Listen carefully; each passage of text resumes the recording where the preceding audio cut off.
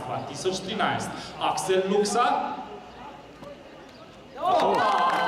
Evo ga. Ajde.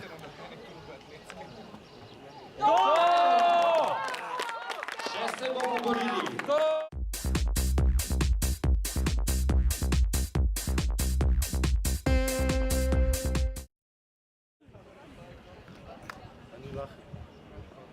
Boljši.